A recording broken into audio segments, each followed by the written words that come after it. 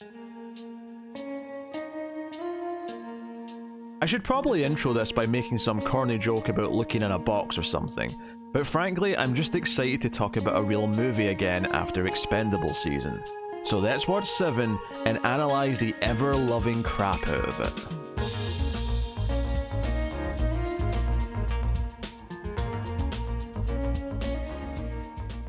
Welcome everyone to the Collector's Cut. I am Peter, and joining me as always is David.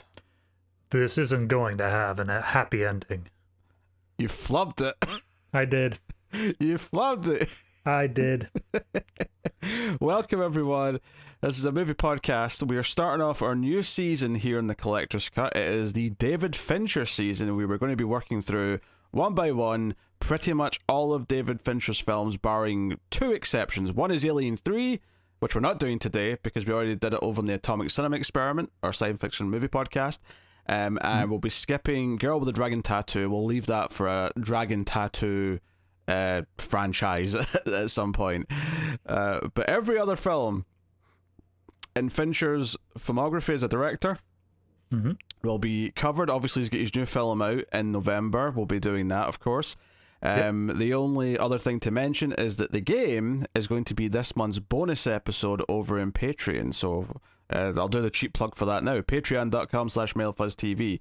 The Game is going to be the bonus episode over there at the $3 tier and up. So go and have a look over there if you want that. That'll be out pretty much the same weekend this goes out publicly. So that'll already be up. And then next week's episode will be going to his next film, which of course is Fight Club. But what film are we starting with then? That's the one thing I've not said. Well, it's one of his most famous. It's Se7en, starring Morgan Freeman and Brad Pitt. The 1995 film. This is somehow he bounced back from the train wreck of a production that was Alien 3 with Se7en at New Line Cinema. So we'll start spoiler free, of course, as we always do. We'll give you a warning before we go into the spoilers, but that is the plan. So we'll get into it. Now, I assume you've seen this before. I have seen this before. It was many, many, many years ago, and I assumed going into this movie that I had forgotten large swaths of it. I was like, oh, I've got this basic structure in my mind, but I assume there's bits of it I'm forgetting. But in rewatching it, I basically had it all. There's a few tiny little details I forgot about, but for the most part, pretty much accurate to the way I remember it.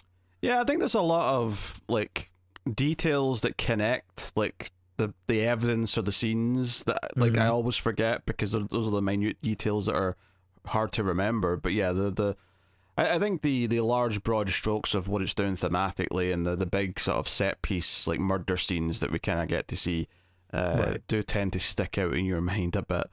So we'll get into it then. Yeah, the premise of this is that Brad Pitt plays a character named Detective Mills who's just transferred to unknown city.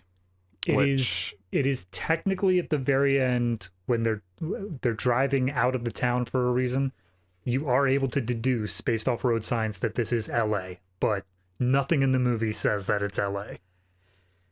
Yeah, I'm going to discount that, not because it's like I get why you see a road sign and someone can work out, okay, that's that road in this location.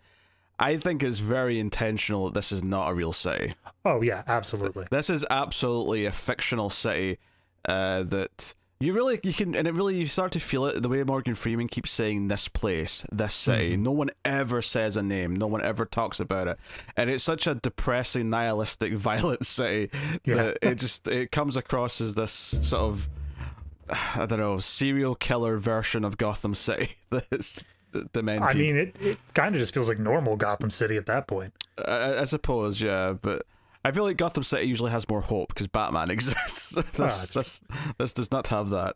We have Morgan Freeman. That's as close as we're going to get. Oh, this is a prequel, is it? This is Lucius Fox when he was a detective for 33 years before he jumped ship to Wayne Enterprises. Yep, absolutely. Yeah, so yeah, he transfers to this new city for him, and Morgan Freeman's the veteran cop who's close to retirement and is sick of this shit. He's ready to be done, but they end up landing this case of this grisly murder scene which ends up being a series of murders, all based around the seven deadly sins. Hence the title, and that kind of sets our I movie in get motion. it now. Okay. Clever. Yeah. I don't know if that's as funny because they actually say it multiple times in the movie. They do. It's not like it's subtext here. I'm not like pulling from my knowledge of of literature here, or mythology even, I suppose, in this case. But anywho, that is the basic gist of the movie. And we'll get into it. So David, what are your general feelings on Seven? So obviously, like I said, I had this already watched and I remembered most all of it. So just in terms of rewatching it, how did I feel about it? I think that it is astounding to me that if you discount Alien 3, which is obviously had tons of studio interference, had tons of he had to work within the continuity of Alien and stuff like that. This is the first thing that Fincher really comes out as his own. And he just knocks it out of the park. Like in terms of style, in terms of substance, in terms of just everything, how tense the movie is throughout it, especially as we ramp up into the third act. Like, it's incredible that this is his first real outing in that regard. So I'll give kudos to that. I of course, with all that said, I obviously very much enjoyed it. Do I think that is his strongest film? Just out of the ones I've seen, no. I do think he gets better with time, but I do think that this is obviously a great opening act for him as a director with a vision rather than a director for a studio. Yeah, it's the first one that feels entirely his, and maybe that's not completely true. Maybe there was a little bit of give and take with New Line Cinema over some things in the movie. I don't know, but It feels like it says. It feels like his vision. It feels like his visual style, his editing style. All of it feels very David Fincher, and that's something that's maintained throughout a lot of his career. He's played with it a little bit, obviously, here or there, and adjusted accordingly, but there's definitely a vibe to it that feels distinctly him, and it's here, like you say, in his first real movie. And I only mean that in the sense that Alien 3, like you say, is compromised by being a studio movie, it's compromised by being a sequel, and it's compromised by studio interference. It's there's a lot of asterisks on that movie. And in fact, I believe he even wanted to Alan Smithy it, maybe, but he wasn't allowed to. That wouldn't surprise me. Yeah. I may be making that fact up. I'm not sure, but that's in my head. It's coming up in my head. I'll verify. Yeah, you do a quick Google. But this is this movie, as a lot of big, prominent, groundbreaking movies tend to be.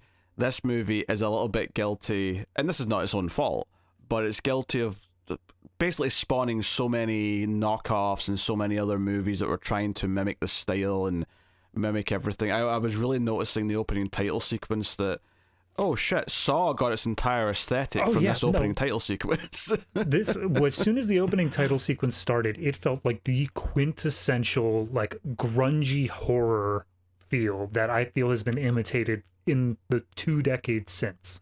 It's in fact nearly 3. I would say specifically 2000s. I don't think it's that common anymore, but if you look at 2000 to about 2006, give or take, it is plagued with trying to be Seven. And that's what's so funny about it, is that I hate anyone else trying to do this. All the other movies that try to pull off Fincher's visual style, they all coming off just feeling like puke. They just look disgusting, and they just feel that they've slapped a filter on it and they've called it a day. Yeah, and that's all it is. I think the biggest thing is that with Fincher's thing, you can feel the artistry to it. You can feel how long even something just as simple as the opening credits took to make. Whereas it feels like all of the later ones have just this afterthought to it, where it's we want to imitate the style, but we want to get it done in 6 hours.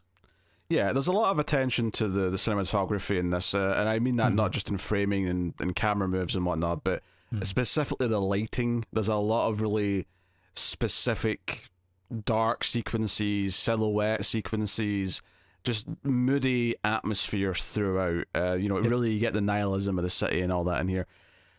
So to go through, or do you have an update on my Yes, I do. I can't find any direct source, but I do see a bunch of other web pages saying it is rumored that he looked into using Okay. Alan Smithy. So at Well, least it's a widely spread rumor. I've heard it somewhere. Then whether Yeah. it's accurate is another question. So yeah, we typically do kind of the principal cast rundown. I'm going to avoid one particular name for now because I feel like it's supposed to be a surprise. If the movie does it, we do it. Yeah, that's a good point. That the credit doesn't come. It's actually a lot like a TV show in that when a TV show's got a guest star, they don't want to spoil. They'll save them for the end credits. But not only that, this even has like a pre-credit sequence and then the credits start, and that's very TV. You know, most movies will just have their titles first, rather than a scene first and then go into them. It's not. I'm not saying it's never done. It is occasionally, but it's a very TV style structure. But obviously, we got Morgan Freeman and Brad Pitt. We mentioned those. Brad Pitt's wife in the film is Gwyneth Paltrow, who's the third billed actor. Just to mention their names, we said Mills is Brad Pitt. Somerset is the name of Morgan Freeman, and Tracy is Gwyneth Paltrow's character. Yeah, and those are the important characters, really. But there's a lot of recognizable faces that pop up in small roles. Hey, Pete, not to jump ahead, but remember the corrupt cop from Batman Begins? Do you know what's so funny? Is that I don't think I ever realized it was him in this movie before, purely because he does not have his beard in this. Yes. So yes, he's popped up a few times. He was in Memento, of course, which made sense because that was another Nolan film. But he's now popped up in Too Fast, Too Furious, and now Se7en across our collector's cut lineage. And he in this movie, he once again is playing essentially the exact same role. And I don't understand this level of typecasting. No. He's got range. This is a corrupt FBI agent. Right. My bad. There's a difference. Totally separate. Oh dear. Hey, at least in Memento he wasn't a cop, okay? He was like a motel manager. Still corrupt though. He was still corrupt. Yeah, I mean, I'm not going to argue against the corruption. So we got him. Reggie Cathy plays the coroner dude early on in one scene. Like, so that's a face I recognized. R. Lee Ermey plays the police chief, who of course is very famous for Full Metal Jacket, but he pops up all over the place. I stared at him for like 5 minutes just trying to be like, I know you, and I feel like you're R. Lee Ermey. Joe's so funny. It's because he always plays a military dude, but here he's not, so he looks different. It wasn't even the fact that he was military. It was the fact that he was so soft-spoken. He was just like casually holding conversations. I'm like, yell. I need to see you yell so I know you're R. Lee Ermey. And I can't believe I'm saying this, but do you know that we have a reunion in this movie? I do. I know exactly who you're talking about, but this is also for a bonus episode, so not a lot of people would have seen this. True. Or, sorry, extra reels. My bad. So our second monthly bonus show on Patreon is Collector's Cut Extra Reels, and that is where we do So Bad It's Good movies. Well, hopefully. Sometimes we just do really bad movies. And we'd have to do On Deadly Ground, the Steven Seagal directed film from 1994. And in that movie, R. Lee Ermey's in there, but so is was it John McGinley is in John that? C. McGinley, yep. And he is in this as well. He's like the head of the SWAT team in this that pops up a few times. And he's not like a big character, but he's there. You can recognize him. So I had this moment where I recognized him. I was like, oh, that's funny. And I was like, oh, that's Ermey. And then I just had this moment. I'm like, wait a minute. They were both on Deadly Ground 1 year before this. Yeah, and you just know On Deadly Ground had a much shorter filming schedule than Se7en did. So odds are they probably like overlapped pretty close with each other. Yeah, and so you've got that going on. You also just the fact that Morgan Freeman was in Shawshank the year before this as well. True. So it's I know his first big thing was Driving Miss Daisy a few years prior, but I feel like Shawshank and then this really is what cemented him as like, oh, this man who's already in his 50s is a movie star now. Like, that's just him. He's a made man now. I love the little story here based off of his previous things is that during the test screenings, you know how they have to fill out little cards with like, oh, what did you like? What did you dislike? The one thing that they put for Morgan Freeman, it's like, would you be interested in seeing more films from Morgan Freeman? And then in parentheses, Driving Miss Daisy. And it's like, this is not the film to reference Driving Miss Daisy with, man. Richard Roundtree shows up as...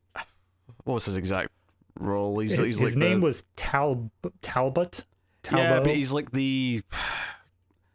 Is it the head of the police force, maybe? He's doing a press conference at one point talking about... I thought he was mayor. Maybe he's mayor, yeah. That would make sense too. Yeah. But so he's something like that. So yeah, there's a lot of faces that kind of sprinkle in. A much smaller one, I can't really give context for who it is, but there's a guy who pops up like halfway or so through who has got a memorable role from Alien Resurrection. Okay. Funnily enough. What, you know... And I'm not saying that because Alien 3 obviously connected to Fincher. It just happens to be from Alien Resurrection. Yeah. Which came a year after this, or 2 years after this. So, yeah, lots of faces. You know, it's a mid-90s movie, and a lot of mid-90s faces pop up in there. So, yep. Good fun, to say the least, in that respect. So, yeah. Oh, I never said what I think of the movie. No, you didn't. Oh, it's really good. It's I always liked the movie, but when I watched it again a few years ago, I kind of like respected it a lot more, because I think everyone remembers there's a serial killer and all these deadly crimes and the detectives are trying to solve it, but I think there's a much more interesting like story that's actually helping tell, that's not on the surface, which is about Morgan Freeman's character's nihilism and his view of the world. And I think the story is really about him, which is funny. It's a funny comparison to Shawshank, actually, because I would say the same about Shawshank, is that the story is really about his character, even though he's not the one that's necessarily always the focus. Here it's a bit more even with him and Brad Pitt. They're probably quite even as far as screen time and everything else. Yeah. But it's you know, that's really what the movie's about. It's about ideals. It's about the nihilism of this place and about giving up hope. And I think obviously it's a very dark film, but I do think there's kind of some like almost inspiring moments of hope in there as well, because someone's willing to try even in the face of all this kind of thing. So I actually think it's quite good because of all that stuff. Yeah, no, it's definitely one of those things where obviously the primary focus of it is like any other police procedural sort of thing, catching the bad guy. He's committing these crimes, he's going about doing these things, and the primary focus on the surface level is we need to catch up to him and get him before he finishes. Because obviously, it's 7 deadly sins. There is a hard cap to how many people he's going to kill. And they're trying to catch him before he does that. But like you said, the underlying focus of it, the theming, is basically pessimism versus optimism. Like, is it worth going out and trying to do something? Or is it better to just be reactive instead? Apathy comes up. The word apathy comes up, and that's another thing that's definitely about. And it's about being willing to try, and you know, I think it gets into all those ideas, and it does make the film much richer. It has a lot more depth, and that's what I was saying when I watched it a few years ago, and I hadn't seen it in a long time. And maybe the last time I'd seen it, I was maybe quite young, maybe not like a kid, but certainly maybe in my late teens or something. I think watching it as an adult and seeing those themes and appreciating it on that level made me go, oh hey, this is more than just a dark thriller. There's actually a real story here as well.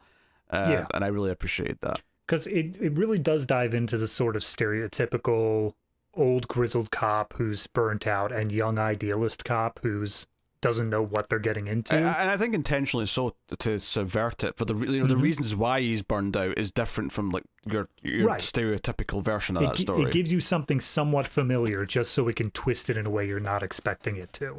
And I think that is a great thing that this movie does, because it doesn't make it one of those things where it takes until the third act and then all of a sudden it's like, oh, you thought it was this way. It presents it to you in the first act as expected, and then by the time the first act's done, it's already shown you this isn't quite the same as what you're used to dealing with. So you're able to elaborate on that as the movie continues. Yeah. And obviously the direction is very specific throughout. It's very on point. I mentioned the cinematography already. The sound design even at times. Yes. It uses scratching noises. It uses all sorts of things in the soundtrack on top of the traditional, you know, brass and orchestra instruments. It's always got its overall feeling in mind, and it's something that copycats, I think, tend to miss. You know, when they're trying to evoke this type of movie, is that they forget that This movie's like every single scene is done with the purpose of keeping the same atmosphere and keeping the same tone, and all of it serves the themes that it's playing to.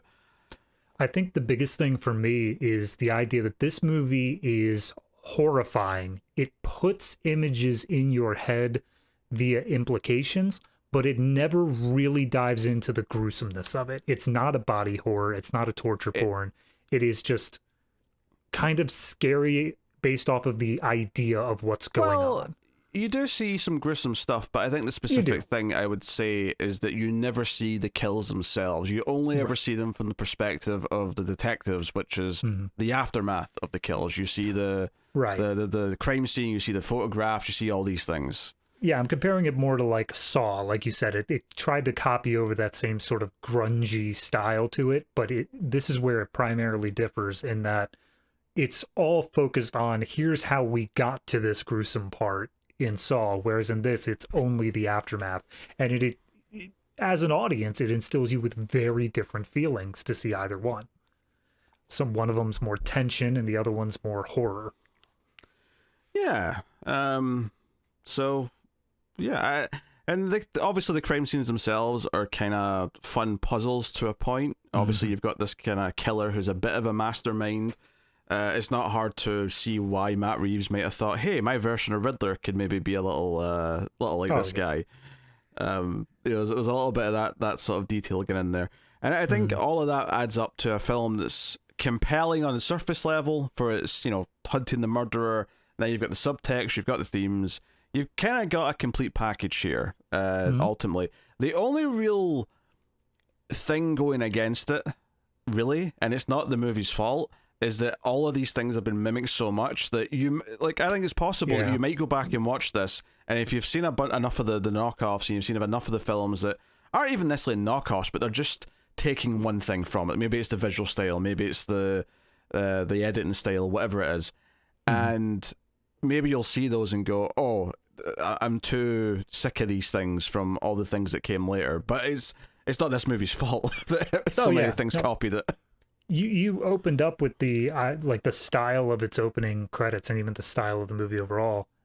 I was hesitant to bring that up because I know that it's been done a million times in the style. I wasn't sure if this was one of the first. You saying it, I think it is one of the first. I believed it was, but I didn't want to say that because, like you said, it's been done a million times. I have seen this exact sort of like scratchy, like, oh, isn't it so scary how handwritten and spooky all this text looks? And it's like, no, because these guys did it better all the way back here. Yeah, I mean, if there is like similar examples from before here, this was definitely the one that kind of like hit the ceiling, shall we say? With the style. But it's notable that Fincher, well, he's kept a lot of his things that he does in this movie. That particular thing he's not brought back. I don't think any of his films after this have that style.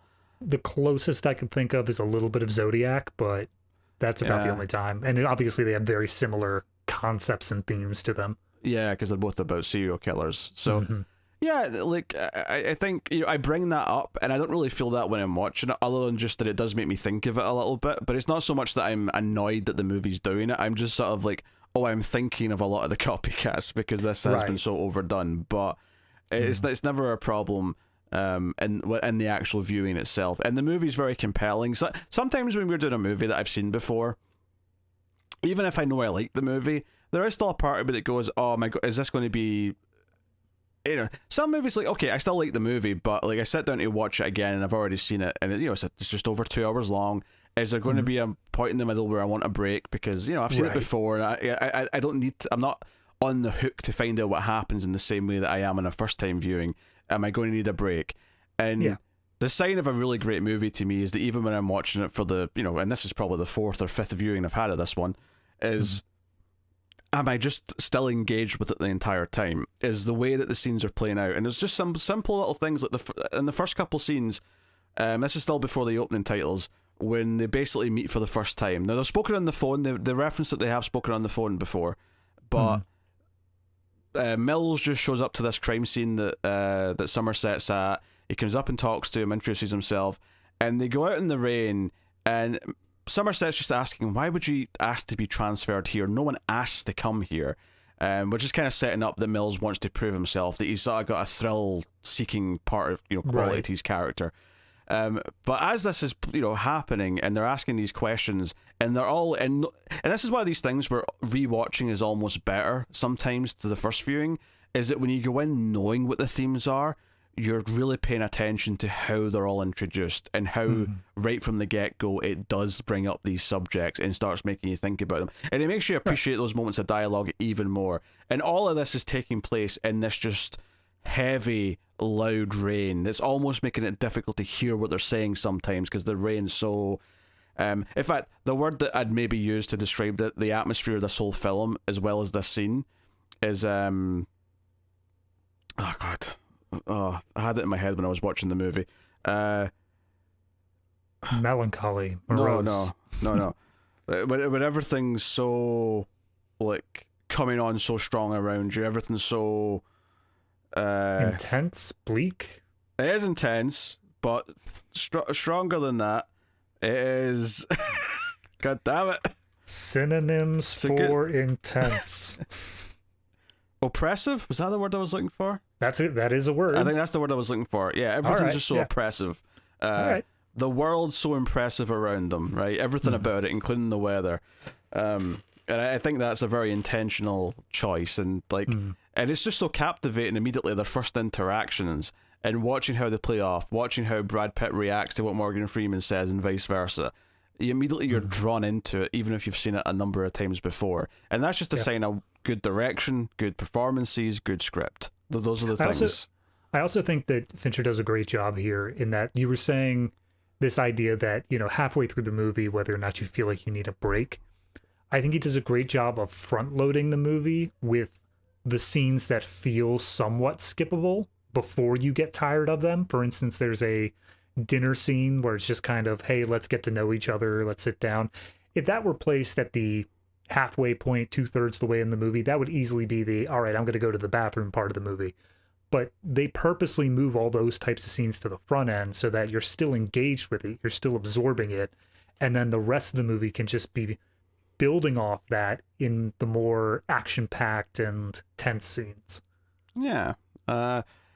So, I mean, honestly, we kind of want to get into it and just start going through. I don't know if there's much more to add, spoiler-free wise.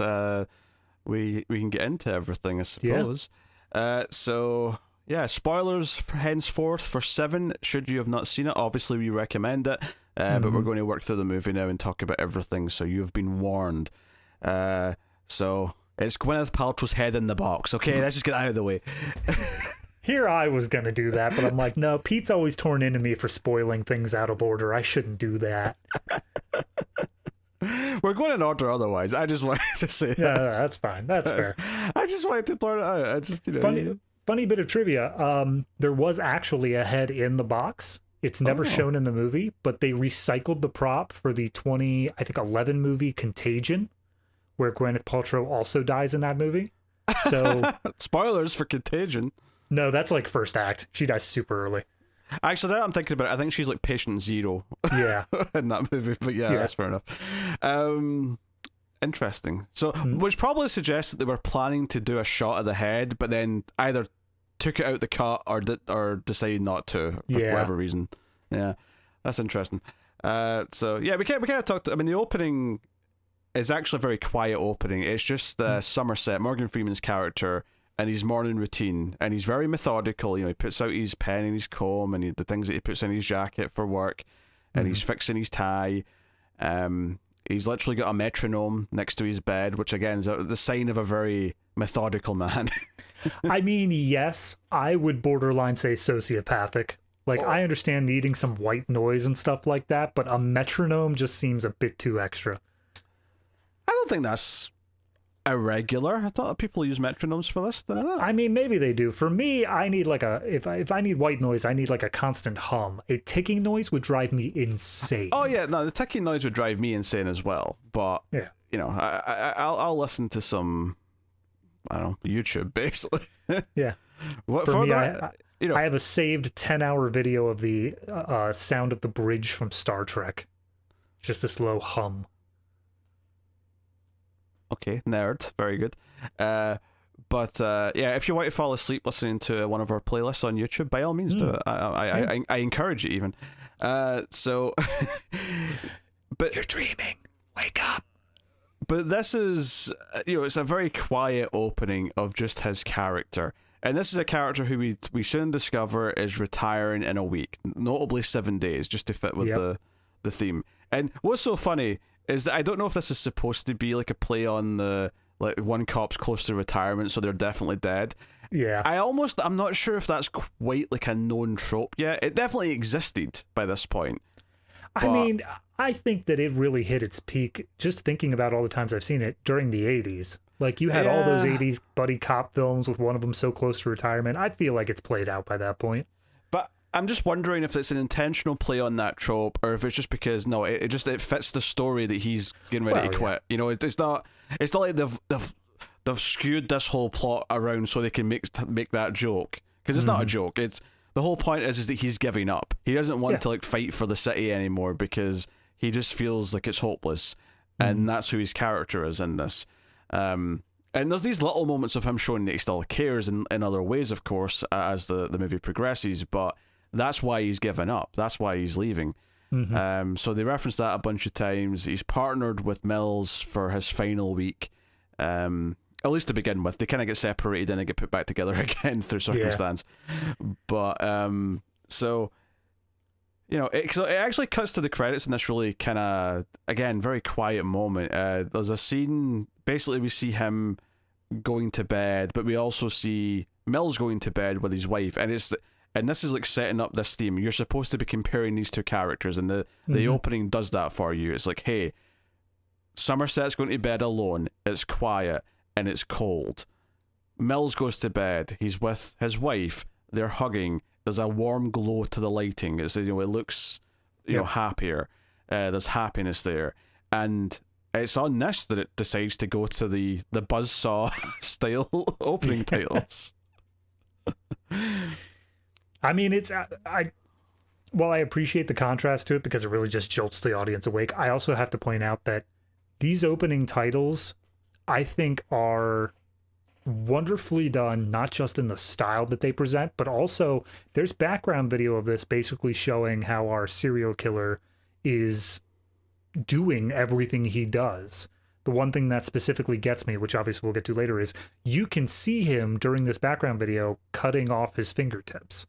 You can see that happening. So if you pay attention to what seems to be just random gruesome-ish footage, you get hints as to what's going on in the next entire rest of the scene. It's the sort of thing, though, on a first-time watch, it's so out of context that you probably don't take any of it in. Yeah, you just assume it's a montage of random creepy things. Yeah. In fact, do you know what I'll say? I'll say that I don't know this for sure, but I'm just sort of pondering that maybe this type of opening title sequence, not that this movie I'm about to reference had an opening title sequence like that, but there's definitely a little bit of the vibe of at the start of Texas Chainsaw Massacre with the sound of the light bulb, and it's like the crime photo sounds. I'm wondering if this opening title sequence style is an extension of the feeling that movie created with those light bulb flashing the sound effects. I can definitely see a through line from one to the other. I don't know if it's a conscious thing or if it's just something that naturally leads from one to the other, but yeah, I mean, I don't think that the opening credits of this quite instill as much tension or quite as much uncomfortability. I think that it's very stylized, but I don't think the emotional response is as full as like later scenes that immediately follow it, Oh, of course, yeah. So one thing we just kind of glossed over, though, in that introductory scene of Somerset at the first homicide that he's at is specifically how he is as a character. It's kind of just him summed up as a whole. Yeah, I'm glad you're bringing this up, actually. This is a really good point. Is the other detective who's there is very confrontational and doesn't, like, he's annoyed that Morgan Freeman dares to ask any questions, because Somerset as a character is like, okay, we've got this violent murder, and from what it sounds like, a wife murdered her husband, and Morgan Freeman is looking at the fridge and he notices, child's drawings and things like that, and he's like, hey, where's the kid? And the other detective's like, what? Why are you asking stupid questions? Who cares? And he's like, did the kid see it? It's like, I don't give a shit. It's not my job. Like, we come in and we deal with the murder, and that's it. And it's showing that it is clearly established here that Somerset as a character, he does care. And the reason why he's giving up is not because he doesn't care, it's that because he's cared for so long, and the system and the city and the people around him have just, like, made him lose hope. And even here... He's been bullied into apathy. Yeah, even here in his final days, he's still showing concern for the innocent kid who might have been traumatized. And I actually think it's quite powerful in a weird way that we never meet this kid. We never get a resolution to this. It just... we move on from this scene and we never come back to it.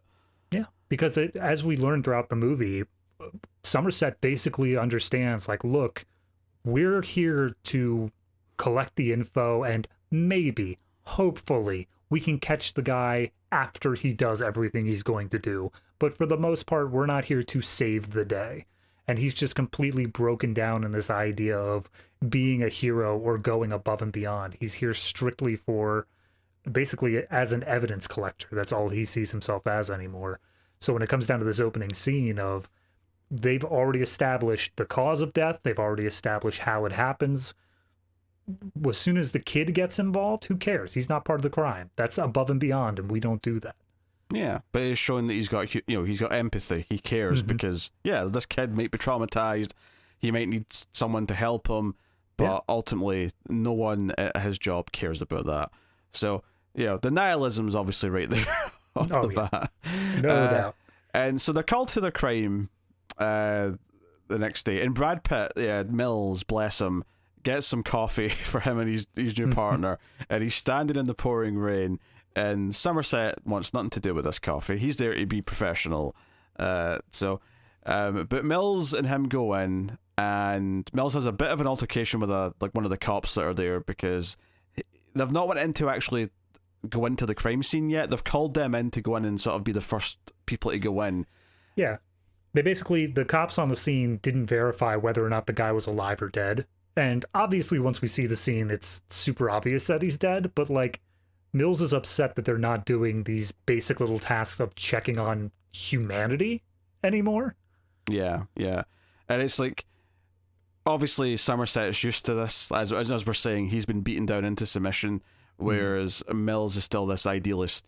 But I think what's interesting about Mills' character, though, he's not this... like, when we say he's an idealist, he's not this perfect guy either. He's a hothead. He's got a temper. He yells and he swears, and he's very quick to just start dropping F-bombs when someone's not, like, giving him the response he wants. Yep. So, like, he's a very flawed character, even though he's got these noble intentions at his core. But they go in and we get our first crime scene, and it's this overweight man, vastly overweight man, whose head's like in a bowl of was it spaghetti soup or something like that? They said. Yeah, it's spaghetti. And they're looking around the crime scene, and it's obviously very disgusting. And they missed so there's a couple of crime scenes early on where they miss something at first and they go back to later. So I'll just mention here that eventually.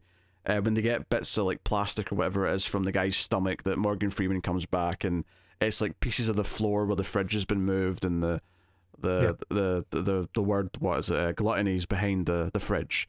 So they don't know, they've not got the 7 deadly sins thing like right away. It's not until after the second murder where it becomes clear that that's what's going on theme wise. Though at this point, Somerset, he based off some evidence, like there were 2 different grocery receipts there, so he understands that the killer tied this guy up, force-fed him, and then went back to the grocery store in the middle. He understands how deeply methodical this guy is, and that this wasn't just a random killing. This was extremely thought out, and he's already on the opinion of this is going to be a thing. Like, this is going to be a pattern that keeps showing up. Well, and so he immediately is like, I'm out. This is not what I want to do for my last week.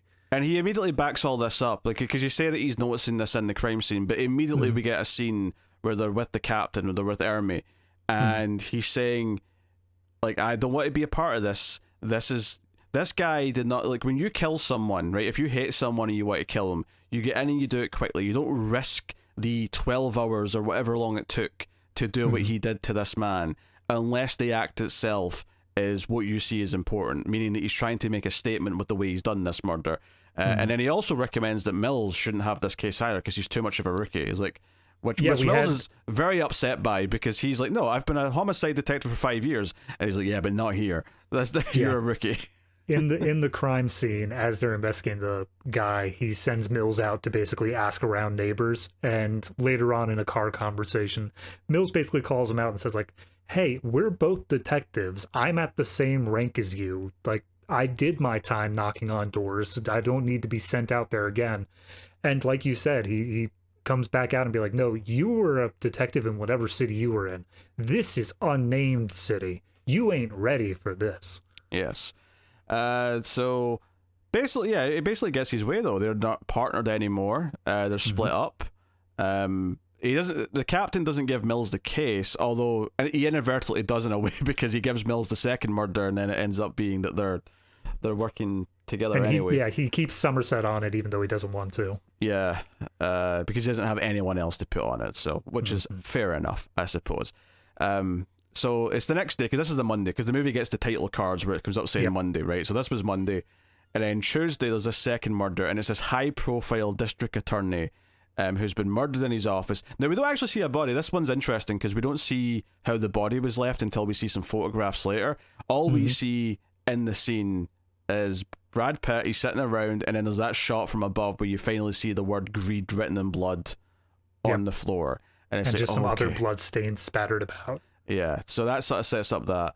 And this is also the scene where, because it's such a high-profile killing, the mayor has to answer questions for the press, and he basically outright says like, hey, we're gonna catch this guy, whoever's committing these murders, you have my word, he will be caught swiftly. Of course, Mills, being the guy on the case now, is like, geez, I gotta stand up to his word now.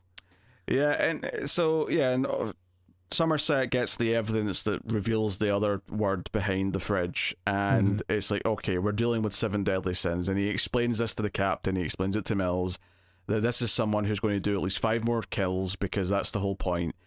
And he goes out of his way, even though the case is technically Mills now, he goes out of his way to go to the library and do research, right? And there's a really poignant little moment where he clearly knows the guards who work at this library, and he sort of like shouts up at them like, you've got the world of knowledge at your fingertips and you spend all night playing poker. Again, it's kind of hinting at the apathy and stuff like that. Yeah. But he does all this research, he gets all these books that are all related to the 7 deadly sins, and leaves an envelope for Mills with whatever he's found, just the cliff notes of his research, to say, hey, this is maybe some stuff that you should know. And he gives him the titles saying, you need to read all of these books. They are very helpful to your case. And then, funny you say Cliff Notes, because as soon as he gets the book list, he just goes out and buys the Cliff Notes. Well, we see him try to read one of them first in his car, and he just starts swearing and yelling because it's too complex for his puny little human mind. And then he, the parole cop comes up and hands him a bag, and he's like, "Oh, thanks, officer, good work." And then he pulls out the Cliff Notes, and I love that the Cliff Notes have the same color scheme as the books for dummies, because that's what I actually thought it was at first. I thought it was going to be like, Dante's Inferno for dummies. Yeah, I mean, they're essentially the same thing. It's just different branding. One thing I did want to bring up, though, because it did hit me slightly different, was that line you said with the world of knowledge at your fingertips. I feel like that's hit so much harder in the age of smartphones and everything like that. Oh, sure. Like, it's just that extra little bit of you can do literally anything you want with the thing in your pocket, and you decide to watch TikTok. Yeah, no, I think that's I'm glad you said it that way, because I was going to argue that you could be reading all these things on your phone. That information exists there, but yeah, you're right. Yeah. Most people are just using annoying things like TikTok. It's totally okay if you use it to watch videos on movie reviews, though. That's highbrow. This is intellectual content, damn it. Absolutely, yep.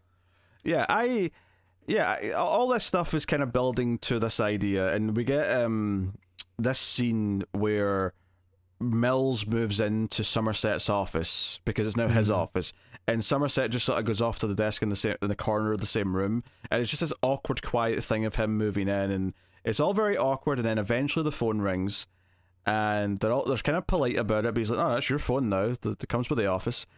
You say that, I feel like he was shunting it off on him. Like, it wasn't a thing of both of them were offering it to each other. They were hoping the other one would take it.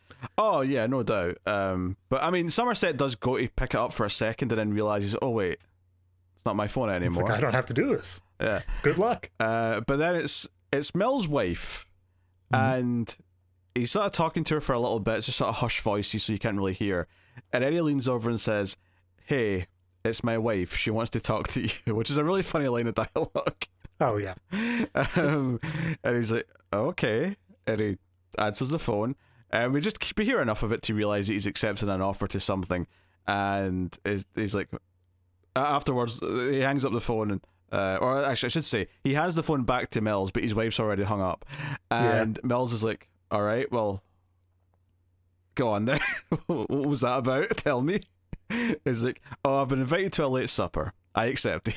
Yep.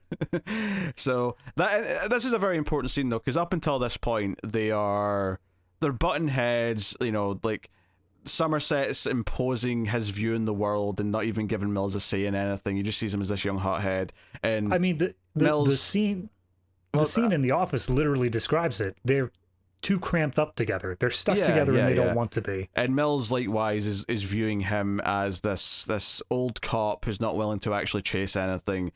And this scene where they go to his place that night for dinner and he meets the wife, the whole point of this scene is that it humanizes both of them to each other. There's a bonding that happens over dinner. Jokes are shared. Laughs are had about the fact that they live next to the train track and their entire apartment shakes every single time a train goes by. And it's all very heartwarming to a point. And this is important, of course, because Somerset, for the themes of the film, has to sort of like almost see like how good Mill's life in theory is or could be based on the life that he has at home, right? Now obviously it's not perfectly happy, because we find out she's not happy that they're living in this awful city and so on as the movie goes on. But the idea that he's seeing this young guy who's not had the hope beat out of him yet, and I think that plays into like some of his decisions and mistakes that come as the movie goes on. But that's a very important part of this that has to be established. Yeah, no, it's this larger scheme of it of he has been isolated, as we said before, him going to bed, it's cold, it's alone, nothing like that. This is the first time where it feels as though he's been put into this warm, open sort of home, and he's able to see the sort of things he's been missing. So it, like you said, it informs every decision he basically makes from here on out. Is this idea of, I don't really want to ruin this for him. I want him to try to keep this for as long as he can. Yeah, and his attitude for that is to like leave and get out and don't be here, like go somewhere else. And there's some lines of dialogue here that I think are quite prominent, particularly when Tracy is asking him why is he not married? I'm surprised you're not married. And he's like, oh, I almost did once. And it kind of sets this idea up that maybe once upon a time he was actually kind of like Mills. Maybe not in every way, but certainly in the ways that count. And this idea of this regret of like what he was before this city like destroyed him is an interesting thing that keeps coming back up. And it's interesting that this is being asked by because Tracy isn't that much of her own character. She's kind of there as a representative of what she means to Mills. She's part of his story. And it's interesting that this question comes from that representation from Mills inquiring about why Somerset and the way that part of his life is and why it's missing. So I think that's a very poignant way of like sort of like crossing those streams. So all good stuff, and they get to talking about the case after dinner. They're looking at the photos, and Somerset finds himself being drawn in because he says that he's satisfying his own curiosity, but it does kind of feel like, no, deep down you actually care. You're trying hard not to, but you do. This is every single one of these detective stories of, no, I'm not going to get involved. This isn't my case, or I'm not going to take this up. And then there's always something that just scratches that itch, something they need to understand. Yeah, so the third murder... Well, during their little investigation into the photos, they noticed that there is a photo of the district attorney's wife that has blood around her eyes, and they theorize that it means that she's supposed to see something that will reveal some more information. Yeah, I mean, this is basically just for them to get to a clue that was at the second crime scene that they've not found yet, which is she notices a painting's upside down, and it's one of these like modern art things, so like no one will know it's upside down unless you know which way it's supposed to be.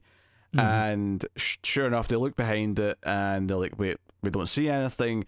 But then Somerset dusts for prints, and there's a bunch of prints, but they're arranged to say, help me, on the wall. And they're looking into it, and they make a point of saying that these fingerprints are definitely not of the victim, which I thought they were going to be. Like, I had forgotten the detail here that was going to come up. But they're not the killer's fingerprints, of course, but they're not the victims either, which is an interesting little caveat. But they do go ahead and run the fingerprints hoping they're the killers, or at least getting some information as to who they are to further the case. Well, but I do think... Well, what this actually does is that it's intentionally leading them to the next victim. Right. But based off of this scene, in the terms of the whole movie, this is the only time that I think this little extra clue bit just feels completely out of place for me. I understand that he's trying to lead them along to the next victim. I get that part, but it just seems to me a bit too abstract. It's my only real critique with it, is like, not only is it not visible when they take down the painting, but it's using the fingerprints of the third victim to write out just the words "help me," which, why help me as well? That's obvious. Saying to help the third victim, but everything else that he's written at this point in notes-wise have always been quotes from like Dante or Paradise Lost or stuff like that. It's weird to me that this is a message where it's just so specific of, hey, come and find me, sort of thing, you know? Well, no, I mean, I understand that part of it. That part of it is because it's from the perspective of the victim. That's why it says help me. The critique that it feels a bit more abstract and like, he's expecting them to find this. Like he's actually left this breadcrumbs. It's maybe a bit too Riddler, a bit too super brain. But I guess at a certain point it is a movie, and you only have characters do things like this. I think it's one of those things where as the movie goes on, obviously he pivots his plans somewhat. Once he sort of gets to know the detectives that are investigating the case. But I guess this is like, you could cynically look at this as he thinks they're too dumb to actually just like find the third victim, so he has to point them in the direction of him. Yeah. And I mean, I'm trying to think, is there any other way they would have eventually gotten to the third victim? I don't think so. Because they make a point of saying that he kept paying the guy's rent, and the landlord said he was the best tenant ever because no one ever heard a peep from him. So it sounds like it would have been months before someone, like maybe after he stopped paying the rent, eventually someone that went to look in at the place. But it would have been all of this is such a tight timeline of this. And we should also mention as well is that when they find this guy, we'll talk about this scene in a second, but it's clear that he's been, like, this torture that he's been inflicting on him, he's been doing for a year. And you have to expect that the planning he's put into all of these murders has been taking place over a long time. Like, and for them all to land on these specific days over the course of a week, he has to have, like, planned all this out and had them all in place. Even if he's not already attacked them and kidnapped them or whatever, he's at the very least got the entire thing mapped out in his head. He's made plans. He's got a procedure. He's going to stick to it. As Morgan Freeman says, he's very methodical. He's not he's not worried about being like run in on or caught in detail or anything like that. Yeah, which is what you said earlier about he adapts his plans when he gets into the cops. It doesn't feel so much like he adapts his plans as much as he had a bunch of different plans and he just picked the one that fits these cops the most. Yeah, maybe. I don't know. I think that's open for theorizing, because they never really go into what his plan was going to be if he didn't pivot to sort of focus on Mills. Like, that's obviously something that happens after he encounters them.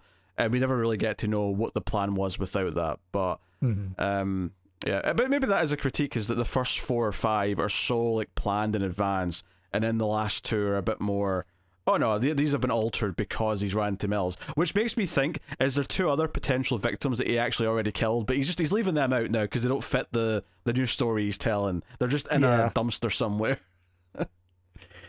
3 months after this movie ends, they're going to be like, why was there a guy who was shot in the head that says Wrath next to him? I don't get it. Oh well. Maybe these are like his deleted scenes. You know, he was telling this story of the 7 victims. And then he's like, you know what, no, I'm going to scrap those last 2, even though I've already killed them, because I've got a better ending in mind now. He actually committed like 25 different murders, but it's only the ones that fit in perfectly that he writes the word on the wall, he's like, there you go. You've got to, break a few eggs to make an omelette. You got to, do some rough drafts. You got to, cut scenes. You got to... Yeah. This is the creative process. I mean, he does call it his art. He does call it his work, so... fits the metaphor. Absolutely. So the cops run the prince, and they get a match. Our 2 lead characters fall asleep on a bench together, waiting for the fingerprint results. It's very sweet and innocent in a lot of ways. Also, I mean, I think this is the scene where they basically lay it all out, where Somerset says, like, look, I get out of town. Stop it. You're going to be broken down if we keep doing this. This is the scene where he talks about... well, I think he talks about apathy here, but then it comes up again in the bar scene a little bit later as well, where it becomes more kind of on the nose. But so the cops get the SWAT team. They're all ready to move in. And it is worth mentioning, both Somerset and Mills are like talking to each other, like, this doesn't feel like our guy, does it? This is too, like, his motive, because the guy whose prints they've run, he does have a history. He was arrested for rape and like armed assault and things like that. But they're like, yeah, but this guy doesn't feel like he's got like a purpose. Like that, whoever's doing these killings has got some sort of grand message he wants to get across to the world with these killings. Yeah. This guy feels that he's just a regular bad guy. This guy was brought into jail and then eventually released for being like a pedophile. Like, he's not this criminal mastermind. He's not this deep, larger, like, idea guy. He's just a low-level idiot, more or less. And when they get to his apartment, John C. McGinley, who's the head of the SWAT team, goes in and they find lots of car air fresheners dangling from the ceiling, which presumably is because even for our killer, I'll just use his name, John Doe, because I mean, it's an alias anyway, so it's like ours. We get it. But presumably when he was doing all this torture, eventually it started to stink, and he's like, okay, I need to try to make this place smell. So there's just tons of these little trees that you usually get at the front of cars, just dangling from the ceiling. But yeah, this guy's just basically been kept alive on a bed, and just like... He represents sloth. Yeah, he's cut off his hand, of course, and that's how he made all the fingerprints at the other scene. But this guy has just been... He's been kept alive on like the barest way possible. So he's just technically alive, but he's just lying there, and he's a skeleton. This is the sort of thing where, like, I don't think this is a person with makeup. I'm pretty sure this is just a prosthetic of some kind. No, this is they hired a man who was however tall he was, but he was only 90 pounds at time of filming. So they gave him some heavy prosthetics for like his mouth to make his teeth look like they're bigger than they are, as if his cheek sunken in, but all the rest of him was 100% real. I hope he got healthier after this movie then, because that's not healthy. I hope so too. Yeah, that's not good for you. But he's definitely got a look. So he's still technically alive when they find him, but obviously not for long.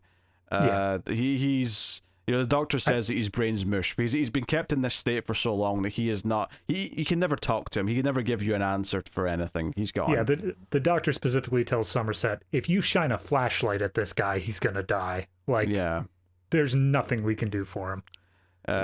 Poor choice of words though, because they did literally shine a flashlight at him when they came in the room.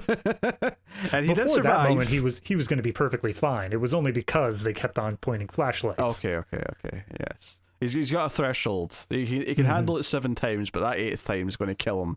Yep. He's done. So that's kill number 3. Kinda. And this is the part of the movie where Somerset, it was when they're debating what's going on, and Somerset keeps saying he's just a lunatic, and Mills says that, sorry. And Somerset argues back, no, don't just dismiss him as a lunatic. That is a mistake because he's much smarter than that. You're not giving him credit, and it's showing the naive side of Mills and his his lack of experience. Yeah, Mills has a very simplistic view of the universe, like good guys and bad guys. There's intelligence and there's crazy. He doesn't understand that you can be both smart and evil. Like this. But he does say something about, just because the guy's got a library card and read all these books about the seven sins doesn't make him, a genius. And Somerset, his eyes light up, he gets an idea. And they go to the library and they're like, okay, here's all the books that would maybe be checked out. And this is where we get corrupt FBI flasks coming in. And basically, it sets up that the FBI, they flag certain books in case people check them out, just to keep a track of what people are reading, just in case someone proves to be suspicious in the future. It's not legal what they're doing, but they do it anyway. So they can't admit that they've done this, or and this comes up, of course, because when they go to the apartment of the most likely suspect on the list, this John Doe, and John Doe shows up and it leads to a chase where they're firing guns and the whole big thing. Brad Pitt wants to go in and search the place, and Morgan Freeman's like, no. We have no legal reason that we should have came here. We can't do this. And they eventually get around this by paying off a homeless person to say she called in a tip. Yeah. So I want to jump in real quick here, go way back. Yes. So before even all the library stuff, when they're just in the office saying that he's crazy, Somerset gets a call, and it turns out it's Tracy. And Tracy needs someone to talk to because she's got a big secret. So that's before this stuff. Okay. Honestly, there's so many details in the crime stuff in this that remembering the sequence of it. You're looking at this on a page, aren't you? You're cheating. No. What? Yes, you are. Yes, you are. That's the only reason why you know to correct this is because you're looking at it. I would have just brought it up later on when we were talking about her, but fair enough. Okay. I just want to make sure it's not skipped over because it is a very important part of the movie. Well, I mean, we'd have to talk about that when we're talking about her later on. True. But yeah, go on, right. We're talking about it now, we're talking about that. All right. So we get a call from Tracy and basically says, hey, I need to meet up. I need to talk to somebody. I can't talk to Mills. Mills is just asleep in the other room. And they go out to a diner and they just start talking about, like you said, how miserable she is in the city. It's not a place she wants to stay. And Somerset is basically pushing for what is the reason that he's here. And she reveals that she is pregnant. And Somerset just immediately is trying to figure out ways of not having this child grow up in this city, because it is just not something he sees as viable at all. He specifically talks about his own experiences and brings up the fact that when he was with someone that he almost married, and the reason why that relationship broke down is because she got pregnant, and he had time to think about it, and he just couldn't really accept the idea of letting a child grow up in this world, in this city that he's in. And the way he phrases this is, it's quite a dark statement. He says is that over a few weeks he wore her down. That was his phrasing, meaning that he's basically convinced her over a set number of weeks to not have the baby. And the final, so that's on its own is already quite a dark thing, where he's convinced someone to, whether or not she wanted the baby or not, he talked her out of it by wearing her down. That sounds quite bad. But then his final statement here, he says that there's not a day goes by that he knows that he made the right decision, but there's also not a day that goes by that he wishes he made another choice. And I think that's a really very smartly specific way to word that statement, which is he made the right choice from a logical, cold perspective, right? From a completely systematic point of view, he made this choice because he believes it was the right thing. But when he says that he wished he made a different choice, he's basically saying, well, one, he wishes that he went with his heart, but also maybe the choice was just to leave the city then. Maybe you go and start fresh with your missus somewhere else in a better place, or whatever it may be. What it all boils down to is this idea of the apathetic logical choice and the sympathetic emotional one. And that was where he sort of started falling down the hole of apathy. He couldn't see a reason why not to. And it's only with hindsight that his emotional side won out, and he said, "No, I really should have done something else there." Yeah, I would maybe say it's not less the start and more it's the like the Consequence of it. Yeah. No, it's where it's the turning point. It's the hump. It's where obviously these feelings were already there, otherwise he wouldn't be thinking that way at the time. But this is the moment where there was a point of no return where he made such a drastic decision to talk her out of having this kid that it grossly affected his life from that point on. And maybe that woman leaving his life was like the last sort of hope that he really kind of had around him, went with her. And that's why it kind of makes what happens to Mills later on when he, in a much more dramatic way, loses his wife, is going to do to him. He's actually even worse than Mills is at the very end of the film. He's just a zombie staring into the distance like he is a lost man. And we'll get to all that, of course, but I think that this scene is super important. And I think what surprises me when we go back and watch Seven again is just how many or how few scenes Gwyneth Paltrow's actually in. She's in a couple of moments with Brad Pitt when they're just in bed or whatever. She's at the dinner scene, and she's at this scene with Morgan Freeman, and that is it. She's in no other scene. She serves her purpose to the plot, and that is it. Which is what I was saying before, is that I feel like all of the scenes that really could involve her, the things that aren't directly related to the plot of John Doe, are front loaded. They're all put in the beginning of the movie. So we're like, yes, this is his family, get to know them, get to love them. But as we progress through, we're only going to elaborate on them. We're going to talk about them. We don't need to see them anymore because you've already got this emotional connection to them. I mean, this scene's probably close to the halfway point, but yeah. I mean, roundabout, but it's still not, it's not after the second act, I guess, is the biggest thing. Yeah. It's not interrupting the flow. Well, I think a big part of it is that you want this in the audience's mind because it's in Somerset's mind. So when Somerset's giving him more advice about, leaving the city or, not staying here because it just makes you apathetic or whatever, he's doing this with the knowledge that this man might be becoming a father, and it's kind of maybe further influencing his decisions. So we get to all the library stuff, as we mentioned, and it leads them to this apartment, and they don't know that they kind of think they're just grasping at straws. They're not really convinced when they go to this place that they're actually going to find the guy. They've got a list with a bunch of names on it. This just happens to be the most likely one, which may only be by an extra couple percent.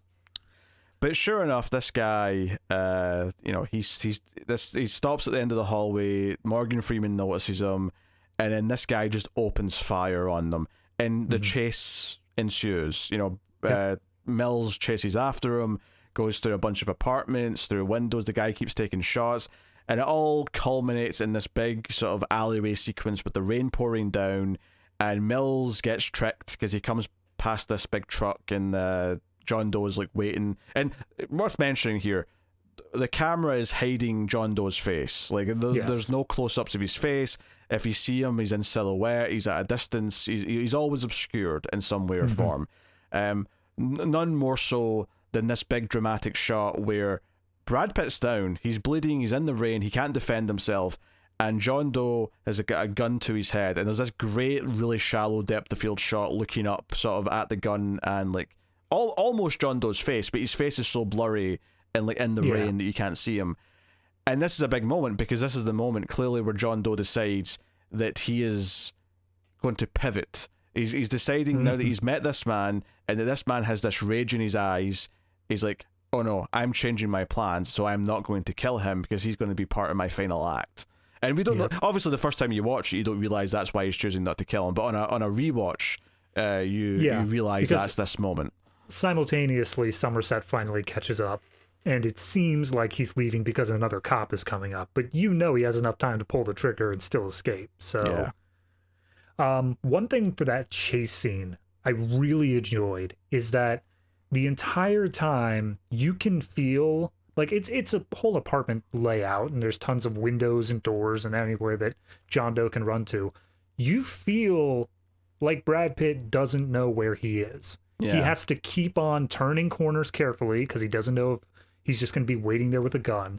So he's slowing down, and then he just manages to catch a glimpse of the guy and uses that to determine where he goes. But it's not one of those chase scenes where it's just, oh yeah, one guy's running and the next guy's right behind him, and it's just that way for the entire scene. It's got this tension to it, not only because it's a chase scene, but because there's this uncertainty as to how far away is he? Did he manage to escape with every next shot? Yeah, and he's always just kind of one step ahead, and maybe because he knows the layout more than anything else, maybe because he's just that smart. But either way, he's keeping on top of him. So obviously Brad Pitt, Mills is angry after this, and he kicks in the door, despite the fact that Somerset makes it clear that they've got no legal reason to be here. We have to have a trail that leads here. So like I said, they pay off a homeless person to just say that she suspected something and called it in. So they go in, and they've got like a whole team of forensic people in here. They're looking at things. We didn't mention before, there's a scene where they're at a prior location, and there's like a photographer, like a news reporter photographer. Yeah. They're outside of Sloth's crime scene. Yeah. Well, they're at the stairwell in the building, but they're outside the apartment. And this guy, snaps some photographs, and Brad Pitt gets angry and tells him to piss off. But it turns out later, and again, we never see this guy's face, but it turns out this was John Doe. Like, he was taking these photographs. He even calls his own phone to talk to Mills and say, hey, I want to say I respect you. And I'm looking forward to you seeing what's coming over the next few days. I respect you, and I admire you. Yes. So obviously they find like plans for different things, and I appreciated that they saw some photographs of the next victim. He has a whole like shrine built up that he clearly was going to fill with mementos from each of the different sins. First three are already filled in, but then the fourth one is just a receipt for a leather shop, and then a picture of a woman that's all blurry. They can't barely make out who it is. I think the woman's, well, they're both women, the victims technically, but I think the woman who is like vain, she's the one who's next, I think, in her bed. Yeah. Right. She's the one who gets like her face cut off, and this actually was probably the most Jigsaw sounding one, because it sounded like he gave her a choice. Oh, he did, yeah. Where he seemingly cut off her face, or cut off her nose and mutilated her face, and glued pills in one hand and a phone in the other, and basically said, you can call and survive, you can call for an ambulance and like live the rest of your life, but your face is going to be horrific, and you won't be this beautiful supermodel that you've been up until now, or you can take the pills and kill yourself. And she chose the pills. Yeah. Out of all of the murders, I feel like that one is the least important to the plot. I don't feel like it really adds anything, especially because it isn't so much a thing of he killed her as much as it is a Jigsaw-esque, you get to choose whether you live or die sort of thing. Yeah, but to be fair though, the final one's also a choice, as for Mills. So it's not like it's out of line for like some of his MO. Yeah, I guess if you really look at it, each of the murders up till this point kind of explain the little niches, the little exceptions that he's willing to make. Like the Sloth one points out that they don't all need to die. It's not a matter that they're killed, it's a matter that they're punished. That's the primary focus. Yeah, so sure enough, she makes this choice. And this is probably the one that's glossed over the most, because the other one with the leather receipt, and they go to this shop, and it's like, hey, this receipt, blah, blah, blah. And he's like, oh yeah, I made this for the guy. And we don't see what it is at first. We just sort of like, we see their reaction to this photograph of whatever this guy's built for him. And then when we finally get to the crime scene, at like I don't know if it's like a brothel or if it's just like a motel that's used for prostitutes, but yeah, it sounds like a little mix of both. Yeah, but they go down into this seedy place, and there's like this harsh red lighting in the hallways, so the atmosphere's just there. And they go in, and this is the guy from Alien Resurrection, who's like crying with a towel around him, saying, he made me do it, get this thing off of me. And there's obviously like a body on the bed that's like, bloody and covered up. And you're like, wait, what the hell is this? And then you finally see this photograph, and it's basically like a strap-on with a knife like attached to the cock. And John Doe made this guy have sex with a prostitute wearing this thing, so effectively just made him kill her.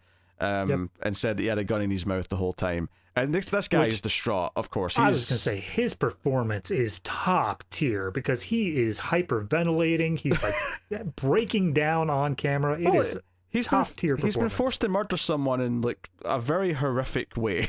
It's, you know, like this man's going to never be okay again. I just got to say, during this scene, as he's describing what he did to Somerset, like, I took a step back from the movie and I just appreciated him as an actor, not even as a character, just as an actor of like, good on you, man. You really gave that your all. I love the phrasing, the way you said that. He's describing what he did to Somerset. As if he did it to him.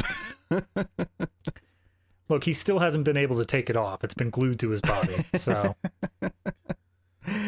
Oh dear. But this is at 5, right? And it's when they're coming back from investigating. Actually, no. I think I swapped these two around. I think they're at the Vane woman's apartment. Yeah, because they're coming back to the precinct when the cab arrives that has John Doe in it. Which I do want to. Something that we've kind of glossed over here. This movie has consistently and constantly been during downpours. It has been raining this entire movie. Except the third act, yeah. Like, up to this exact point. The moment that we see they have Somerset and Mills. Mills goes and spends the night with his wife. Somerset stays up throwing his little switchblade at a dartboard. And the next morning he comes in and I think it's Sunday at this point. It might be Saturday. No, it's Sunday. It's Sunday this point. Sunday. Yeah. And also, just on that before you go on, the contrast again of Mills like snuggling up to his wife in bed with the warm lighting, Mills. I keep swapping the names. And Somerset can't sleep and gets up and starts throwing his knife at the dartboard. It's this idea that Mills can go to sleep because he has this like normal life waiting for him at home, whereas Somerset's left with just like the world around him. Yep. So again, doing some smart things with the contrast. Yep. But then they, like I said, the rain stops the moment that Somerset comes in and says, I'm going to stay on this case until it's either he's done killing people, or until we catch him. Yeah, that's when, and it's almost like the weather itself is cleared because he's made the noble choice to like see this one through effectively. He's made the choice to care. He's made the choice to open back up there. Yeah, no, it's very good. It's right after he's not been able to sleep at night. The thematically all lines up, and this is when John Doe walks in covered in blood, and I think you mistakenly the first time you watch this think it's the woman that he killed at the apartment's blood. Yeah, but it's not. It's Gwyneth Paltrow's blood. But he comes in just as detective, and they all arrest him. He's blood-sucking lawyer comes in, and I mean, it's public defender. It's not specifically his lawyer, but yes. I don't know. He feels like he's a bloodsucker. Oh no, he's slimy as hell. But yeah. Yeah.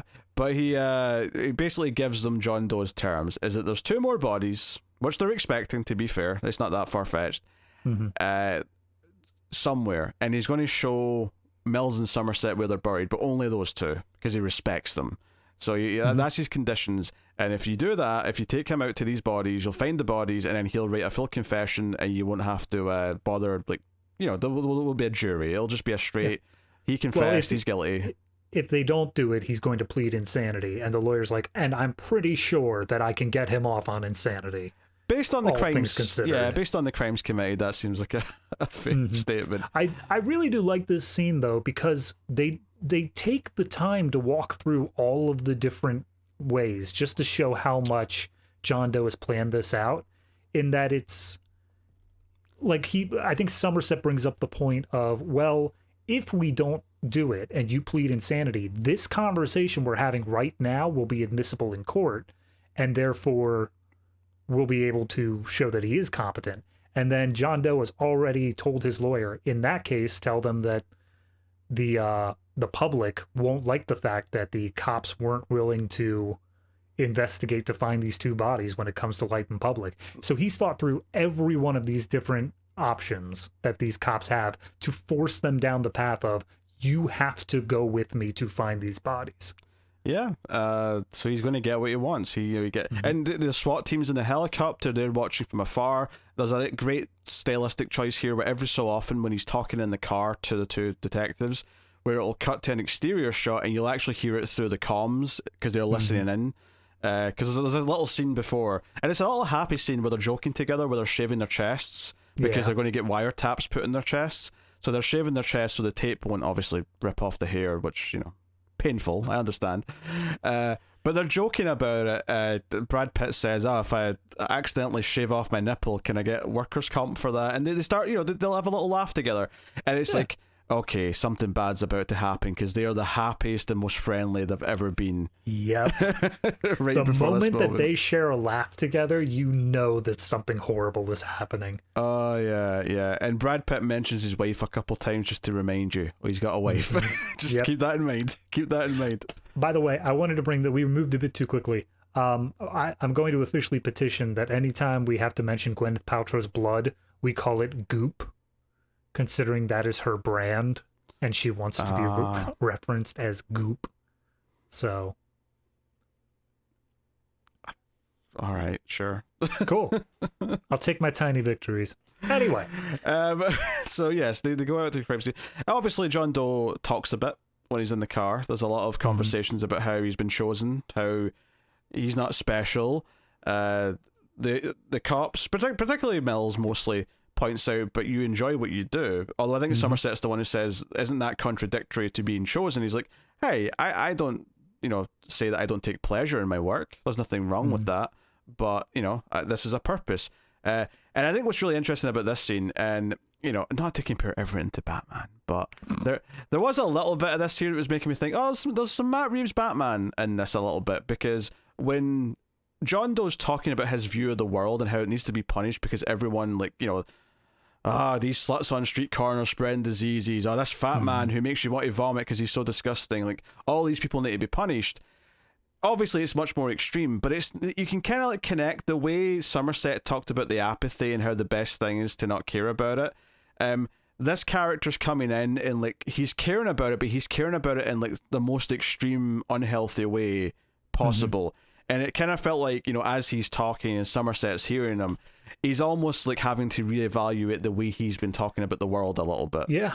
No, it's definitely a dark mirror sort of thing of, like, here's this person who feels the same way about the world that you do, but he's clearly going about it in a much more unhealthy way.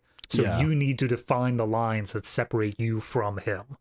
Yeah, and I think when they stop, well, hold on, before we stop, one thing I really want to get to, two things actually. First off, during this entire sort of breakdown that John Doe is having, where he's explaining like, oh, you consider these people I killed to be actual people. They aren't. They did all these horrible things. And he lists through all of the crimes, the sins that they've committed. And he, during his little monologue, mentions murderers.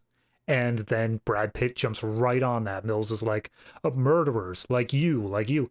But it's such a smart little choice where John Doe doesn't stop. He doesn't break his stride. He continues talking, just completely ignoring what Mills is saying, because he knows that he's a hypocrite here, but he doesn't care. He sees himself as in the right. His goal here, if nothing else, and that's the second thing I want to get to, is to rail him up, is to make Mills angry. And Mills does get angry. He starts swearing at him. He starts yelling, and he's all about the rage in your eyes. That's what he brings up in a minute after they stop.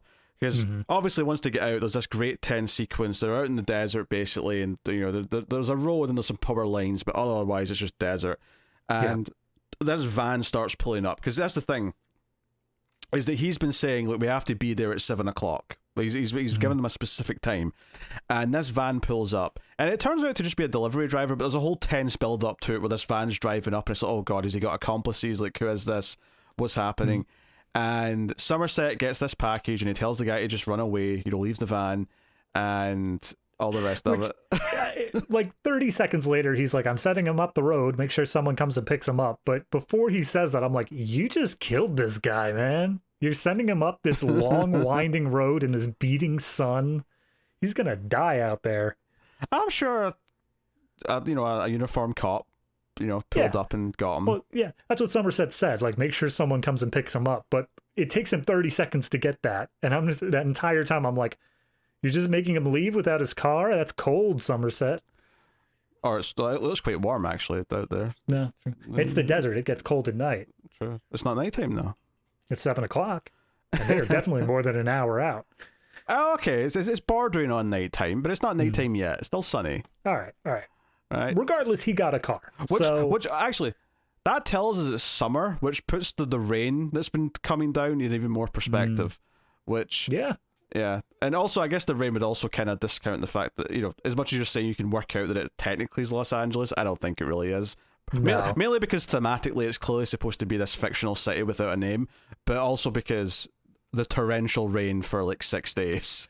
I mean, I do want to. It kind of ruins this thematic idea of it, but I have read numerous interviews with this. That apparently the reason that they have the entire first half in rain is just because the first day that Brad Pitt showed up for filming, it was raining, and they figured, well, we can fake like it's raining if it's not raining. So why don't we just have the whole movie be raining, and that way we don't have to stop for bad weather. So that's why they did that. And the only reason they didn't do it for the finale is because they couldn't get rain machines out into the desert like that. Do you know what? Sometimes great things come from limitations, and yes, that is an example, because I think thematically the idea the rain stops as soon as Somerset chooses to care is such a beautiful, poignant thing that even if it's not intentional, it's perfect. I don't care. Yeah, no, same. Yeah, absolutely. It's too perfect. So Morgan Freeman, Somerset, he looks in the box. Which, the fact that right before this they were calling in like, oh, calling the bomb squad and all that, it's a real ballsy move from Somerset to be like, I'm going to open it up. I'm going to see what's inside. I'm thinking it's not a bomb, but can't know for sure. So he opens it up, and obviously he reacts to what he sees, and he comes running up. And at this point, of course, throughout all this, John Doe is just trying to rail up Mills. He's just saying things, and eventually he mentions his wife. He mentions her by name, and obviously Mills reacts to that and is like, wait, what did you just say? Like, how do you know? He's like, hey, it's not that hard to, like, you know, pay off a cop to give some information about someone he works with. Which they set up earlier in the movie as well. Yeah. With when the camera guy shows up, he's like, how did they get here so fast? Morgan Freeman specifically says that there's cops who sell that info from the precinct. And so this effectively becomes, as the truth begins to come out that he's killed his wife, and, you know, Somerset never confirms it, but the way he refuses to, like, refute it, he basically confirms it by omission. Oh, yeah. Yeah. And John Doe then, of course, brings up, you know, she begged for her life and also the life of her unborn child. And then obviously that makes Brad Pitt do a double take. And the delight on John Doe's face as he's like, he didn't know. And it's this confirmation, you know, because Somerset did know.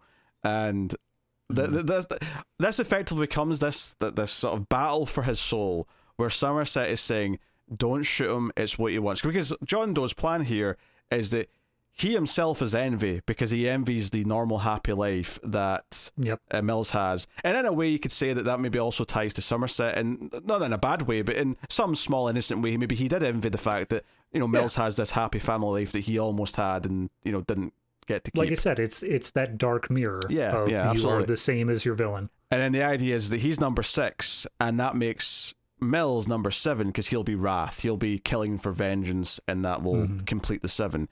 And Somerset's arguing for his soul. And I think one of the things that I like about this is that Somerset's trying to say, no, you'll give him what he wants. Don't do this. Don't give in to this. I love the idea that for a lot of this movie, he's effectively been feeding Mills with advice that he now has to try and fight against. Like, he has to sort of counterbalance his own advice here, because the whole movie he's been saying how there's no hope, this is a nihilistic world, you can't change anything. And despite all that, in this final scene, Somerset's goal is to stop the impossible and try and stop him from, like, losing who he is by killing this man. And that's what makes the narrative journey of this whole movie so beautiful. And obviously it's sad that he fails. You know, Brad Pitt does take the shot, he kills John Doe. He takes the shot, and then he takes the shot, and then he takes the shot 4 more times. Yes.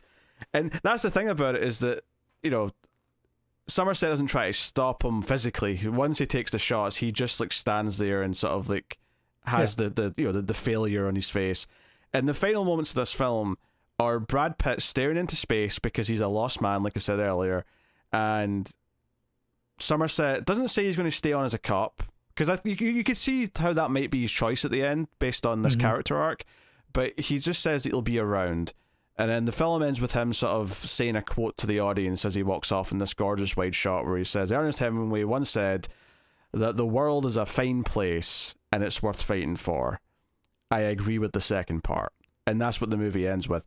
And despite the way this ended, this movie's very much about him learning to care again. And it's, yes, he fails at the end, and Mills, he loses who he is, he gives up his soul and gives in to the killer's demands, and obviously it's sad that he's lost his wife and all that. But despite all that, the fact that there was someone willing to fight for in Mills is sort of made him realise that it's worth fighting for again. And that's kind of... That's the sort of the silver lining, if you will, on this, depressing as hell ending to the movie. I mean, I think if you had the same quote at the beginning of the movie being said by Somerset, it would be, the world is a fine place and worth fighting for. We agree to disagree. Like, he doesn't think either part of that is true.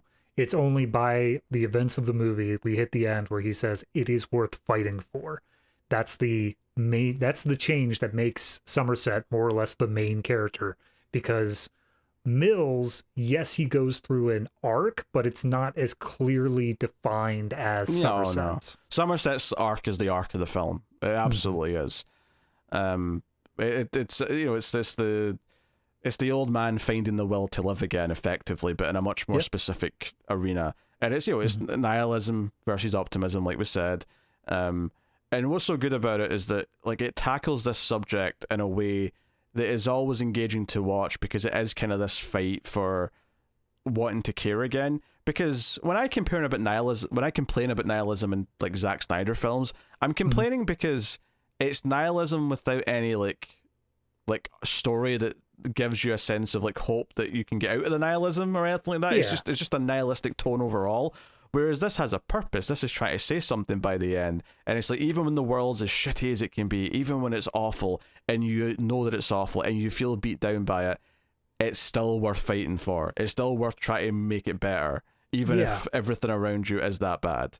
With the Zack Snyder films, I think for me the biggest problem is, I don't think that any character should want to be nihilistic. I think every character, even if they are nihilistic, should be willing to take whatever chances they can to get out of that.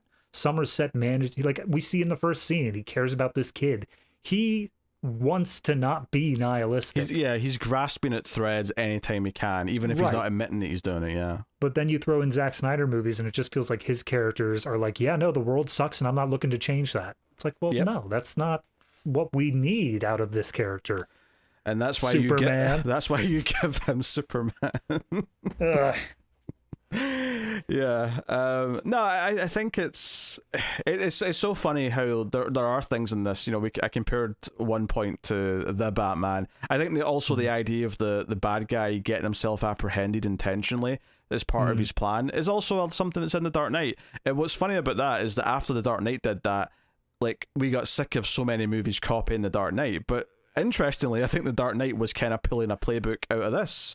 Yeah, no, I think this movie, obviously, the idea of detective noir movies has existed since the 20s. They've been around forever. Yeah. I think that this movie is what manages to kind of codify a lot of the modern tropes of the dirtiness of the detective movies. Whereas before, it's always...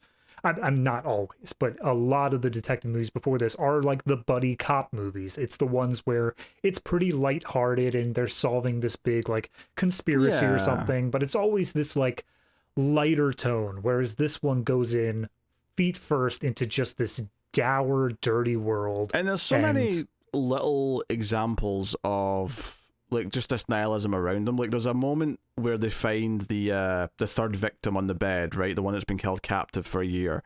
And John McGinley leans in and just whispers, "You deserve this." Yeah. It's at one point when they come into the scene, you think it's because he's saying it because he thinks he's the killer. You think maybe he didn't really catch up to the fact of, no, this guy isn't the guy you're looking for. But you realize that because he is a small-time criminal who has gotten out since then, he's referencing that fact. He's referencing the fact that he thinks this is deserved punishment for that. A year of torture and being tied down to this bed is deserved punishment for these small-time crimes. Yeah, you got that. You got just our little things throughout of characters who, minor characters who are just there for, whatever reason, right? And the way they react to the world around them. And that's not to say there's not moments of, like, again, like, as much as there's the little point that's made about the knowledge and all that, like, the security guys at the library seem fine. Like, they seem like they're just, having a nice night. That's the thing. There's apathy, there's not caring, and then there's full nihilism of like believing the world is crap. A lot of these characters are apathetic. They don't care to, go out and see the beauty of the world or whatever, but they aren't nihilistic. They aren't believing the world is this horrible place. They're just getting by like everybody else. I mean, I think that the argument with those security guards who are playing poker is that the way to look at it is less that they're not, taking part of the knowledge that's at their fingertips. It's more that, no, they have found something that makes them happy in this cold world, and they're doing it. So, yeah, it's arguably more healthy than a lot of the characters that are in the film. So, you've got that. And, I think Gwyneth Paltrow's character, Tracy, obviously she's largely there to represent stuff for Mill's character. And even Somerset's character in a lot of ways, in that she's like the representation of like what he had once upon a time and the life lost. he gave up. Yeah. So you've got that element to it, and her fears, and almost the idea that Mill's desire to come here and prove himself is what causes everything to happen to her, because she didn't want to come here and she hates it here, and she's too scared to tell him because he's got this sense of purpose, and his idealism, at one point he even jokingly refers to himself as Serpico, and she sort of like says it back to him. And Serpico was this, the one good cop in New York City when everything was corrupt. There's a famous Al Pacino movie made about it, but it was based on a true story, so they're drawing on real history here. So this idea of him joking that he's Serpico does present this hero complex, this idea that he wants to change the world, he wants to do good, but he's so gung-ho about it that he does need the wisdom of the older cop to kind of like, make him approach things, have the patience, have the methodical attitude to actually solve these things. But of course he never lasts long enough to get to that stage, really. Yeah, I mean, once again, bringing up Batman, I think that these two both are exactly half of Batman, where Detective Mills represents that heroic drive, the idea of wanting to do good, wanting to improve the world, whereas Somerset is the smarts. He's the detective. He's the one that's able to figure it all out. Both of them combined can be something greater than the sum of their parts, but individually they kind of need each other to balance that out up until the end, where Somerset is able to take on a bit of that optimism that Mills had, and you feel that he's grown from it. Yeah. All right, well, there you go. It's 7. It's very good. And then the strangest ending credits I've seen in a while, of scrolling in reverse. Yeah, I still don't understand the stylistic choice of that. I'm not sure why, but it caught my eye. I mean, it is weird. I don't know if I'd say the word strange, because it's actually easy to just explain, because it is just literally, it's going down instead of up. It's that simple. But even then, like, when you get to the end where it's like, all people featured were not like fictional in any resemblance to living or dead, even those lines are moving up. Instead of it being like a block of text that you read top to bottom, like it's still, you read lines up. I turned it off before it got to the very end of the credits, so I didn't see that part, but just in case there was an MCU post-credit scene in this, I had to be sure. Well, where Mel Gibson and Danny Glover shot from Lethal Weapon and say, hey, Somerset, we need some. You think you're the only grizzled detective? You've ventured into a bigger world. Yeah, you need to babysit Joe Pesci for a while. Here you go. So no, interesting. All right, so I guess we're at the ratings. One thing, just because we didn't talk about it at the beginning, because we didn't want to reveal it. How did you feel about Kevin Spacey's performance as John Doe? Yeah, he's good in it. Obviously, it's weird to talk about now because Kevin Spacey's Kevin Spacey, but for the most part, it's easy to separate, I think, and just look at the work as it is. Yeah. He's good in this role. He comes across as this devout believer in what he's doing. It works. Yeah, I agree. I think that there's a couple parts in there where I feel like, strangely enough, it feels more of how I just see Kevin Spacey as a person. Like he's kind of just creepy in just a lot of subtle ways. This is a case where the character and who he really is, I mean, they're obviously not as exact match, but there's enough of an overlap in terms of like just it being a bad person that you're like, this kind of fits for. Yeah, for how I the can see world Kevin Spacey looks just now. going around killing 7 people. Yeah, that seems right. I think for legal reasons, you should probably say, potentially or something at the end of that. No, that's how I see it. Okay. I'm not saying he does it. I'm saying I could see that happening. Okay. No, But if I have to, allegedly. I'm playing it safe. I think, obviously the main 2 cast are the ones that carry the whole film. Yeah. I think you have the grounded nature of Morgan Freeman. It's so weird to think that he just like became successful so late in his age, his life, compared to like most actors. Compared to even Brad Pitt next to him. Yeah, but he's been a staple now for 30 years. Whereas, Brad Pitt, he was in a few things in the 80s. Well, actually, no, I think his first movie, I want to say, was Thelma and Louise, which was right at the start of the 90s. But he, obviously, in the mid-90s, this was the same year as 12 Monkeys. And he'd begun on to be in a bunch of stuff over the next several years. Back when movie stars were still kind of movie stars, that's mostly faded away now. Like, it's not really that important if Brad Pitt's in a movie anymore. It's just kind of it's the name. Same with anyone else for the most part. But this was obviously kind of a star-studded pair to throw in your movie at the time. So yeah, 7. All right, what are you rating it? Can I say 7? I won't, but can I? I get the joke, but yes. Something tells me you're going higher than that. Yeah, I am. So obviously, like I said, really enjoyed it. It's such a strong outing for Fincher right off the bat. One thing I didn't bring up, which I'll just gloss over, is because of all these studio issues he had with Alien 3, basically when the ending to this movie was put down, the studio would not stop trying to change it. They did not want it to end with Mills losing that battle for the soul. They wanted him to come out on top in some degree. And Fincher, Brad Pitt, and Kevin Spacey all just basically stood as a front and said, if you change that, we're walking. So I'll give him credit that he really stuck to his guns, and he knew that that's how the movie had to end. He had to have just that strong, poignant ending of, you can't win them all. There is a level of the world sucks that you just can't move past. So with all that in mind, with the style of it, the way that it explores these themes, I'm going to go ahead and say this one is... this one's a 9. This one's a good solid 9. The only reason I don't want to give it that little bit extra is because I know there's better from him, in my opinion, coming down the road. I really do enjoy several other films higher than this, but this one was great no matter what. It stands the test of time, even now, approaching 30 years later. Yeah,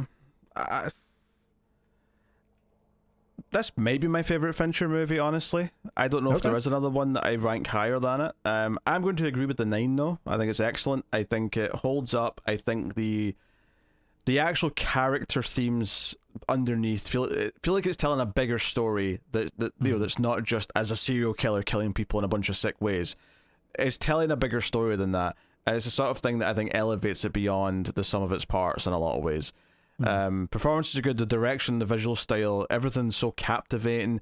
If anything, the only critiques that I would give it, other than maybe the other movies have copied enough stuff that maybe you'd be sick of some of the style, is I will say, well, I like the big climactic point to the chase in the rain. I do think it delving into a bit more of an action scene does feel a little tonally out of place for the rest of the movie. It feels like one of the notes that he had to take from the studio was wake the audience up an hour in. Yeah, it's maybe just like, rather than have it be such a fight, like, you still get to the point where he's got the upper hand and chooses not to kill him, but just the actual fight in the rain just felt a little bit like, this doesn't feel necessarily like the rest of this movie. You know? Yeah. But, you know, it's a very minor thing, though. It's excellent. So 9 out of 10 for me as well. I think it's safe to say it's making the cut, but I suppose the other question is it going higher than that? Is it a cut above? I mean, for a cut above, I think the defining question is this a must-see movie? Is this something that everyone should definitively see at some point? And I feel like it's just shy of that, but it's so super close to it. So I'm personally saying makes the cut, not a cut above, but if you have any argument against that, I am immediately willing to bump it up. What's interesting about you saying that is I just said this may be my favorite Fincher film. Now, I'm not necessarily saying that I'm arguing for it to be a cut above. I could go probably either way on it, but you would have to acknowledge the possibility then that I am going to fight you on every other Fincher movie making that that's distinction. That's fine. I think when I say a couple of the movies, there's really only like one, maybe two, depending on how I feel on the rewatch, that I'm going to put above this movie. Okay. Now, admittedly, a lot of these movies we're going to do, I have not seen in a while, so it's entirely possible that much like this one, some of them will rise in my opinion. And there's one or two that I'm not that fond of, which, you know, might be hot takes when we get there. Yeah. So yeah, we'll see how that goes. But okay, we'll say it's just making the cut. Okay. I think there's an argument that it should be a cut above, because it does feel like it feels like one of the most prominent in pulp culture films in the 90s for a start. And as we've said before in this review, it did kind of establish a lot of like style and tropes that would be used for a long time. So yeah, no, I mean, just the very fact that I think you could talk to nearly anybody who has any film knowledge at all, say what's in the box, and they're going to know exactly what you're talking about. That just talks to the level of permeation that at least the climax of this movie has, if not the movie overall. Yeah. What's in the box? Yeah. We almost made it the whole review without doing it, but well, you brought it up again. I realized, no one's done the line. We should do the line. All right. So, okay, maybe controversial, but we're saying it makes the cut. But despite the fact that we both give it a 9, it's not quite making a cut above. So, nope. That's fine. But establishing this baseline is dangerous, because now every time you want to say something's a cut above and I disagree, I'm going to say it's lower than 7. I am then going to point to several of our extra reels films that we put as a cut above and say it's above those. I mean, that's a different scale. Extra reels is its own scale. Oh, okay. You know it is. You know it. You cannot sit there and tell me that the show that is primarily based around Neil Breen films is not on a different scale entirely. I mean, I've been putting it on the same scale. I don't know what you're doing. Oh dear. Anywho, that's 7. So next week we'll be looking at Fight Club. Yes. But if you want his next film in his filmography, The Game, that is the bonus episode over at patreon.com/MailFuzzTV. So go check out that. But that is the show. You can also support us if you can't afford to pay us over on Patreon. That's okay. Hit the like button, subscribe, all that. And please do, I never do this enough, cross promotion, but check out the other movie podcast, Screams After Midnight, which is the horror movie podcast, and the Atomic Cinema Experiment, which is the science fiction movie podcast. So make sure you check out those as well if you want a lot more movie discussion. But that is the show. So thank you very much for joining us. We always appreciate it. Keep watching movies. I already said what's in the box. Well,